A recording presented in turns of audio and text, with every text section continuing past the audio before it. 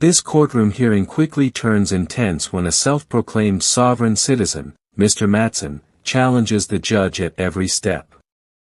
Instead of accepting the proceedings, he claims he is a living flesh and blood man, and not the legal identity written in all caps, arguing that the court has no jurisdiction over him. He even states that he only recognizes God Almighty as his authority. The judge, known for staying firm and direct, repeatedly tries to maintain order as Mr. Matson interrupts and refuses to engage with standard legal questions. At times, the judge is forced to mute him just to keep the hearing on track. Mr. Matson also claims he suffered serious medical issues in jail and took a plea deal under duress, while his attorney explains that he refused to properly discuss the case. Despite the ongoing arguments about jurisdiction and the nature of crime, the judge proceeds with sentencing. Probation, jail time already served, treatment requirements, and financial penalties. Even after the sentence is announced, Mr. Matson continues to question the court's authority, turning the hearing into a dramatic clash between personal belief and established law. Judge, that's God Almighty. That's who I recognize. And sir, you are Robert Joseph Matson, correct? Well, I'm a living flesh and blood man, attorney for a public officer or statutory citizen judge. I'm a living flesh and blood man. All right. You are the living flesh and blood man who's known as Robert Matson, correct? Attorney for Robert Joseph Matson, which would be all caps name. Judge, there was something that I tried to talk to my attorney about. Before you let me out of the hospital, I was in the hospital or the jail. I was experiencing a lot of pain and trouble. The jail was not treating me properly. After I got out of the jail, I went to the hospital, and they hurried and rushed me to Toledo Hospital, where I almost died. Had I not been released from jail when I did, I would be dead in that county jail. All right, Mr. Matson, we're here for your sentencing hearing today. I'm not really able to address issues of medical treatment while at the jail. Well, I was just saying there's something I agreed to. Mr. Matson, don't interrupt me, please.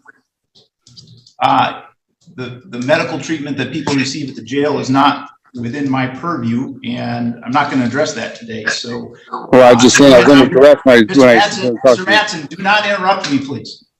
Have you had an opportunity to read and review your pre-sentence report? I did with the secretary for Mr. Daly. Have you had an opportunity to discuss your pre-sentence report with Mr. Daly?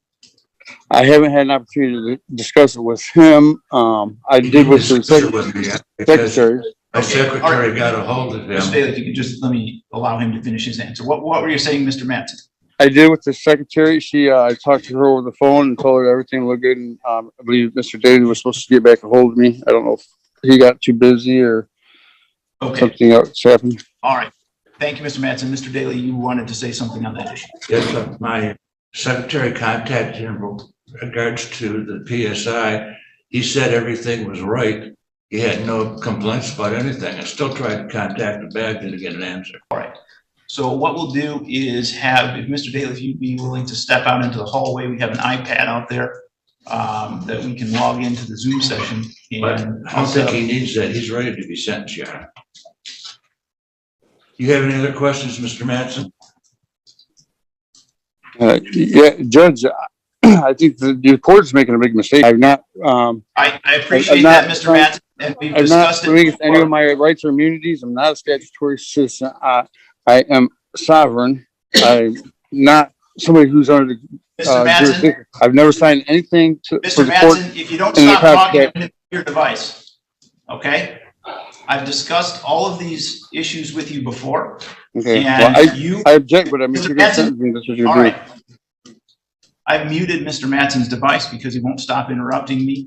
Mr. Matson, what I'm trying to tell you is that we have discussed these issues before. You've raised those issues. I've ruled against those issues. And ultimately, you pled guilty of your own choice to the controlled substance, possession of narcotic less than 25 grams. And so I'm going to sentence you on that charge today. If you'd like, I will have Mr. Daly step into the hall and you can have a breakout session with him so you can speak with him about your pre-sentence investigation report if you have questions or things that you want to talk with him about regarding that report. So I'm going to unmute your device now, and I want you to tell me whether you want a breakout session with Mr. Daly or not. Hello? Yes, we can hear you now. Do you want a breakout session with Mr. Daly? Well, I've tried to talk to Mr. Daly before, I mean, Mr. about this. Manson, And, answer my question. Do you yes, want sir. a breakout session with Mr. Daly or not? Your Honor, you're going to do what you're going to do. I mean, I've tried to talk to the courts and reason with the courts. I mean, if you're going to sentence me today, then I just file for an appeal. I'm an objection to anything that happens today. I was under duress when I took the plea due to my life was at stake. Mr. Manson, please answer my question. Do you want a breakout session with Mr. Daly or not? Mr. Daly hasn't been much of help for me, Your Honor. So I mean, that is not an answer to my question, Mr. Manson. Please answer the question. Do you want a breakout session with him or not? Sorry, Your Honor. It just ain't been doing me any help, no justice at all. I mean, I've already said what I had to say. If the courts is going to sentence me today, then that's what they're going to do. I don't agree with anything that's going on today. I'm sorry. It's just my life was at stake when I had talked to the courts. All right, Mr. Manson, please stop yes, talking. Sir. So you refuse to answer my question about whether you want a breakout session with Mr. Daly or not. The law. Well, I didn't want Mr. Manson, Daly. Stop. The record, I placed Mr. Manson on mute again because he's continually interrupting me. Mr. Manson, what I'm trying to explain to you is that you have the right to discuss your pre-sentence report with your attorney before the sentencing. I've asked you 4, 5, maybe 6 times now whether you want to have the opportunity for that breakout session, and you won't give me a simple yes or no answer. So what I'm going to do right now is ask Mr. Daly to step into the hallway. We'll set up that iPad. I'm going to put you in a breakout session with Mr. Daly in order to make sure that I comply with with your rights to have that breakout session. So at this point, I'm going to set that up, whether you want it or not, so that we have complied with that requirement. Mr. Manson, you've now had an opportunity to discuss the pre-sentence report with Mr. Daly. Is that correct? No, he didn't want to hear me, Your Honor. He just told me that he was here to get me sentenced. I tried to talk to him about things. I tried to talk to him before we even went to court about things that was going on with my life and me about dying, and as far as being incarcerated in jail, which he didn't ever try to help me out, because if he would have did an investigation and known that I was in court and I was wrongfully put in jail. I told him I'm not a statutory citizen. I'm a constitutional citizen. I mean, he don't care to do anything to help me. All he cares about is just helping you guys out and get me sucked into the system. And it's wrong. All right. For the record, I did provide Mr. Manson with an opportunity with Mr. Daly in a breakout session. Mr. Manson. Yes, sir. Satisfied with Mr. Daly and the advice that he's given you? I'm not satisfied with the advice he's giving me, no, sir. Do you wish to explain or challenge the accuracy or the relevancy of any of the information that's in your pre-sentence report? The stuff that's in the pre-sentence report is directed to a statutory citizen. I'm not a statutory citizen. I'm a constitutional citizen. You cannot be a constitutional person and a statutory person at the same time, Your Honor. You have to be constitutional rights, which the court's designed to protect rights. So I was asking you, Judge, are you working as a banker or a judge today? I mean, there's nothing to show that there's even is there anything to show that there's even a contract between us? I mean, is there? This isn't a contract issue, Mr. Matson. Well, it's a criminal law in order issue. for the and crime to exist, bringing Your the Honor, judge there must be today. an injured party. Is there an injured party? I mean, in the constitutional rights, Sheriff versus Cohen, 481 F 945. In order for there to be a crime, there ought to be an injured party. If there's no injured party, there's no crime. Arguing the basis of your conviction, again, you pled guilty to this charge. What I'm asking you is whether, Mr. Matson, what I'm asking you is whether you'd wish to explain or challenge the accuracy or the relevancy of any of the information that is in your pre-sentence report. So is any of that information inaccurate? Inaccurate as far as the person that reports they're trying to sentence, all caps names, and it's not me. I'm a living flesh and blood man. You're after a fictional person. All right. So with respect to that argument, what the court will say is that I will leave the information that is in the pre-sentence report and deny what seems to be some kind of a request to modify the pre-sentence report based on an argument that doesn't state any cognizable legal theory about a difference between Mr. Matson as a human being and Mr. Matson as something else. So the pre-sentence report will stand. Well, Your Honor, you never even explained to me what the jurisdiction was. I tried from the beginning to Mr. Matson, all right. the court is. I'm going to mute Mr. Matson again because he continues to interrupt me with a line of argument that I don't even know what to say about it. It just is, it's not a legal argument at all. It is some kind of fanciful belief that there's a difference between Mr. Matson, the human being, and Mr. Matson as some other entity, which is not recognized by the law, and I'm not going to entertain it any further. The probation officers calculated the minimum sentencing guidelines in this case to be from 0 to 9 months. Do you agree with that computation of guidelines? Your Honor. I do. Thank you. Before the court passes sentence, Mr. Daly, is there anything you'd like to say on behalf of Mr. Matson? I've had the same conversations with Mr. Matson the courts have. He's never wanted to talk about this case. He's always wanted to talk about what he perceived are constitutional issues. He pled guilty. He knew what he was doing. I do know that.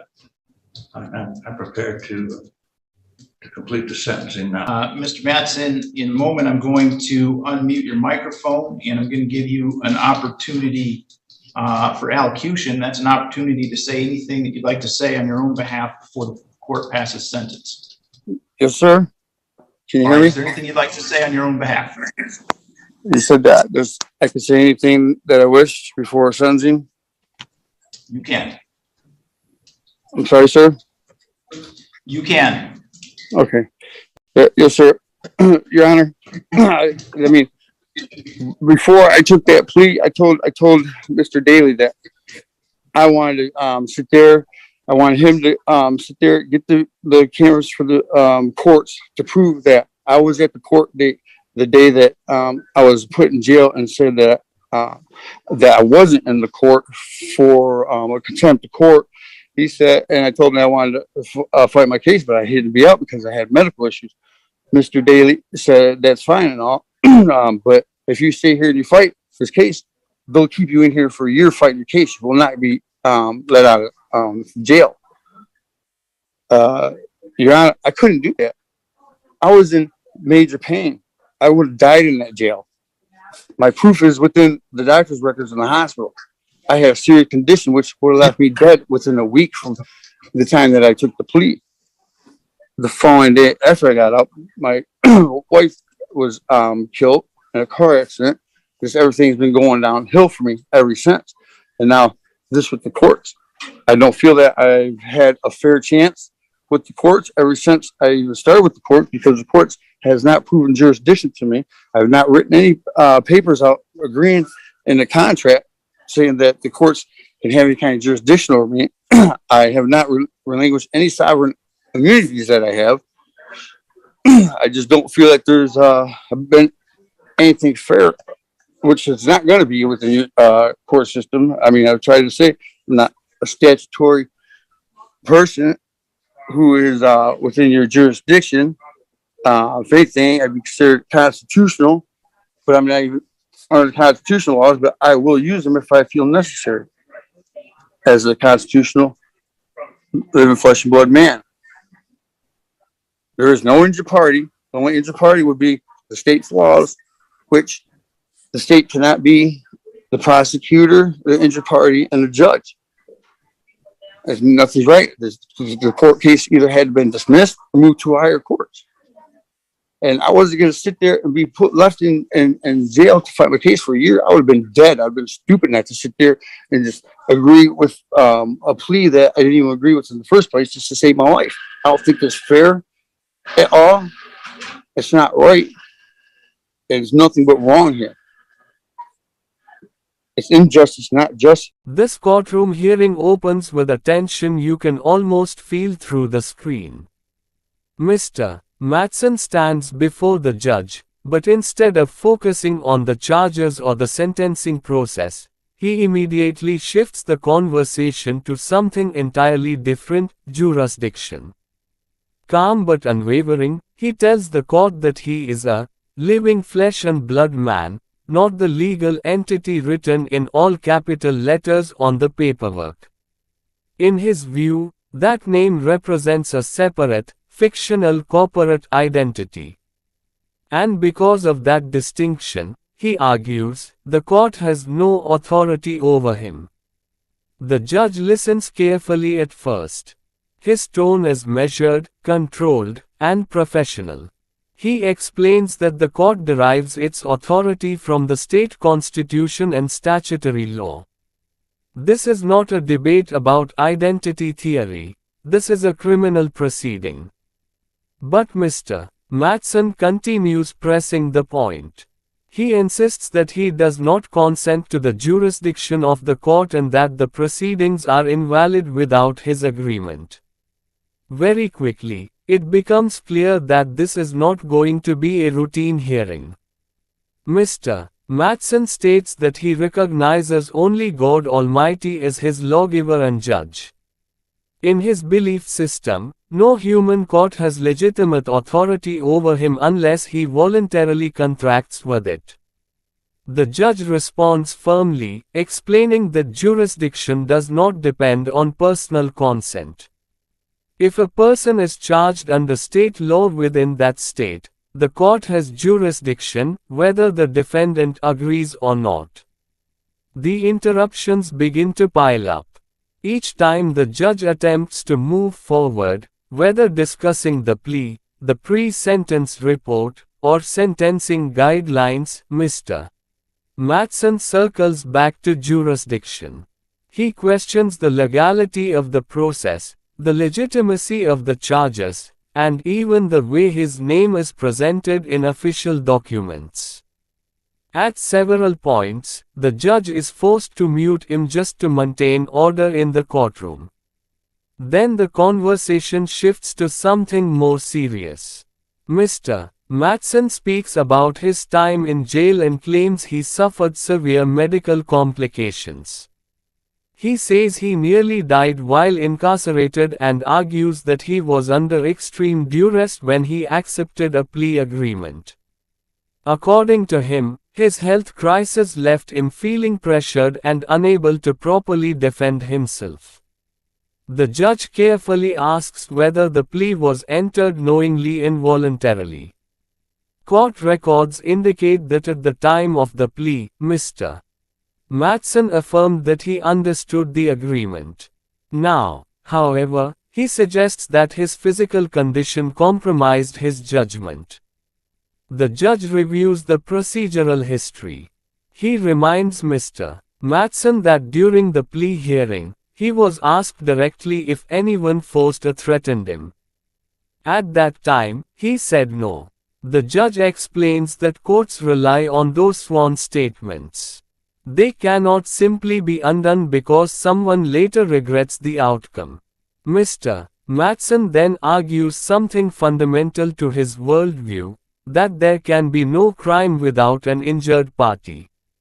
He questions how the state can prosecute him when no individual has claimed physical harm. He insists that without a victim, there is no legitimate offense. The court pushes back, explaining that many criminal statutes are designed to protect public safety and order. Offenses such as resisting arrest, obstruction, or threatening officials do not require a private injured party. They are crimes against the peace and dignity of the state itself. As the exchange continues, the judge grows more direct. He repeatedly instructs Mr. Matson to stop interrupting and allow the court to speak. Each time, Mr. Matson attempts to reclaim the flow, returning to constitutional arguments and contractual theories. The dynamic becomes a steady clash between structured legal procedure and sovereign citizen ideology. Mr. Matson's attorney, Mr. Daly, is asked to weigh in. The judge inquires whether the pre-sentence report was reviewed with the defendant. Mr. Daly confirms that he attempted to discuss the report and the case in detail. However, according to him, Mr. Matson consistently refused to engage in practical legal strategy. Instead, he focused almost entirely on challenging jurisdiction and raising constitutional objections that courts have repeatedly rejected. The attorney's tone suggests frustration, not hostility, but the exhaustion of someone who tried to prepare a client unwilling to cooperate within the legal framework. The judge acknowledges the attorney's statements and continues moving towards sentencing.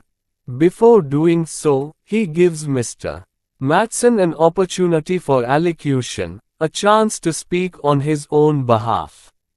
This moment shifts the tone slightly. Mr. Matson talks about personal hardship.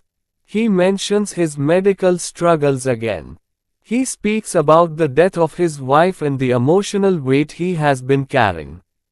For a brief moment, the arguments about jurisdiction fade, replaced by raw personal circumstances.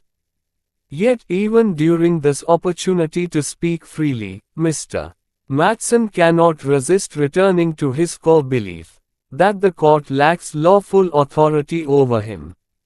He maintains that without a valid contract, the proceedings are illegitimate.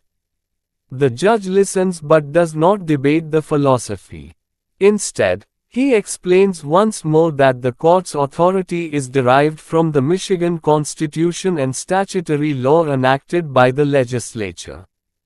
Jurisdiction is not optional. It is established by law. Finally, the judge delivers the sentence. Mr. Matson is ordered to serve 1 year of probation. He is sentenced to 29 days in jail, with credit for time already served. The sentence includes substance abuse testing and treatment requirements, along with financial penalties and statutory fees. The judge outlines the conditions clearly and methodically, ensuring that each requirement is stated on the record. Even after the sentence is announced, Mr. Matson continues to question the court's authority. He challenges the legitimacy of the crime victim's fee and once again disputes jurisdiction. The judge calmly clarifies that the fee is mandated by statute and that the court's authority is grounded in constitutional law. There is no extended argument, just a firm reiteration of established legal principles. As the hearing concludes, what remains is a stark contrast. On one side stands a judge operating within a structured legal system built on precedent, statutes, and constitutional authority. On the other stands a defendant deeply committed to a belief system that rejects that structure entirely. The clash is not just about one case or one sentence. It represents a broader collision between personal ideology and institutional law. Throughout the proceeding, the judge maintains composure despite repeated interruptions. The court relies on documented records, sworn statements, and established procedures. Mr. Matson relies on his interpretation of sovereignty, consent, and natural law. Neither side persuades the other. In the end, the sentence stands. The probation terms are set. The legal process moves forward. But Mr. Matson leaves the courtroom still unconvinced that the court ever had authority over him in the first place. It is a powerful example of what happens when deeply held personal beliefs confront the realities of the judicial system, a reminder that in a court of law, arguments must align with established statutes and precedent, not just personal conviction. You can't be a constitutional person and a statutory person at the same time. Either you're one or the other, and Wi-Fi wasn't working properly on my computer. I couldn't draw up my own paperwork. I've been in nothing but severe pain. I've been able to move around and do much of anything for myself. The only one I've ever taken an oath to is God Almighty Himself. There's only one lawgiver, one creator, one judge. And that's God Almighty. That's who I recognize. For me to sit there and agree to anything more than that would be me sitting there violating the laws of my God. All right. In determining the appropriate sentence in this case, the court has considered the seriousness of your offense, your history, the principle of proportionality, the statutory penalty, the cost of confinement, the report and recommendation of the probation department, as well as what's been said on the record here this morning. The criteria and reasons for the sentence are the nature and gravity of the offense, the discipline appropriate to its commission, deterrence against repetition by you and by others, vindication for the law, and the protection of society. As indicated, with respect to these sovereign citizen or whatever the other arguments you're making are, we've dealt with the jurisdiction issue in the past. I've ruled on that on at least one occasion, probably multiple occasions, and that ruling is not going to change. You will have appellate rights if you want to pursue those. You're welcome to do that, but you have pled guilty. Back with us now. Mr. Matson, we are in a court proceeding right now, and so I'm going to ask you not to eat anything and to remove your hood. All right, I'm going to ask you to remove your hood also, Mr. Matson. Thank you. Mr. Matson pled guilty to one count of controlled substance, attempted possession of cocaine, heroin, or another narcotic of less than 25 grams, pursuant to a plea agreement which dismissed one count of possession of cocaine, heroin, or another narcotic, dismissed one count of driving the license suspended, and one count of alcohol open container. So the agreement was to one count of attempted possession of a controlled substance, dismissal of the remaining charges, and that was apparently incorrect. There was no sentencing agreement in this case. This is Mr. Matson's first felony conviction. He does have 4 prior misdemeanors. Those are all from 2015 or earlier. He has 2 2015 cases and 2002 and 2001. And so the recommendation in this case from the probation officer is for a period of 1 year of probation. And I think that, well, it also, I should say, includes restrictions on alcoholic beverages and substance use. And I think that those provisions of terms of probation are appropriate given Mr. Matson's Compass Needs Assessment scores. He did rate as highly probable in the categories of substance abuse, family criminality, residential instability, and social environment. He does have a substance abuse history of cocaine, fentanyl, painkillers since 2005. I think that it is appropriate to try to get Mr. Mattson some help for his substance abuse problems. The concern I have in this case is that is whether or not Mr. Mattson is going to be willing to comply with the terms of his probation. He has, in numerous court hearings in this case, made a number of what he believes are constitutional and jurisdictional arguments that have absolutely no legal merit whatsoever. And he continued to challenge the court's jurisdiction here this morning. I understand that that may be an honest belief that Mr. Mattson, I don't know where it comes from, but I will say Mr. Mattson would be far better off taking legal advice from Mr. Daly than from wherever it is that you're getting it to make you believe these arguments, because as I've ruled repeatedly, there's just no merit to them. They're not rational or coherent arguments under the law. And the concern that that raises with me is that Mr. Mattson, if he does not believe this court has jurisdiction, why then would he follow the terms of his probation? And so if that's the question, then the question I have to ask myself is why would I put him on probation if there doesn't seem to be any indication that he would follow the terms of the probation? The other side of that coin is that I think a lot of this stems from Mr. Mattson's substance abuse issues, and the better way to get him help for his substance abuse issues is to put him on probation and get him into some kind of services to help him deal with that.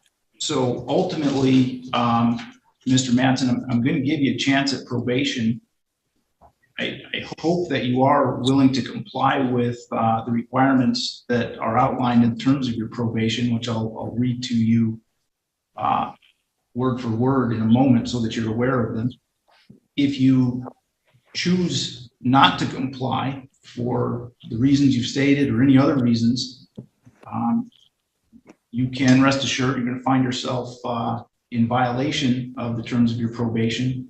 And then I am going to be imposing other penalties, meaning for you jail time. And I'll just tell you now, it'll be a short leash, because if we continue down this road, I'm already suspect of your ability to comply. So any violations are just going to confirm that for me, and you're going to find that I'm going to lose my willingness to give you a chance. So it will be the sentence of the court that you serve a period of probation for 1 year, that you serve 29 days in the Lenawee County Jail with credit for 29 days served. You must not use or possess alcoholic beverages or other intoxicants. You must not enter bars or other places where the primary purpose is to serve alcoholic beverages for drinking on site, unless the field agent has first given you written permission for your employment at a specific location. You must comply with the requirements of drug and alcohol testing as directed by the field agent. You must not attempt to submit any fraudulent or adulterated samples for testing. You must not hinder, obstruct, tamper, or otherwise interfere with the testing procedures. And you must present proper identification at the time of testing. You must pay the cost of your substance abuse testing. You must not be in possession. You must not use or possess any controlled substances or drug paraphernalia unless prescribed to you by a licensed physician. And you must not be with anyone that you know to possess those items. You must complete an outpatient or residential substance abuse treatment when you are referred by the field agent. You must complete a substance abuse assessment when you are referred by the field agent. You must pay a $30 per month supervision fee, so long as there's no electronic monitoring. If electronic monitoring becomes necessary, that fee increases to $60 per month. You must also pay court costs of $750, an attorney fee of $450, a crime victim's rights fee of $130, and $68 state costs. Mattson? Yes, I do.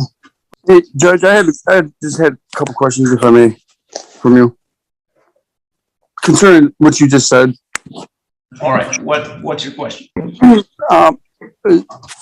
Well, if there's a crime victim's fee, I'd like to know where the victim is, and also, Your Honor, you said something about the jurisdiction. If there's no problem with the jurisdiction, I mean, how come you couldn't tell me exactly which jurisdiction you're operating under?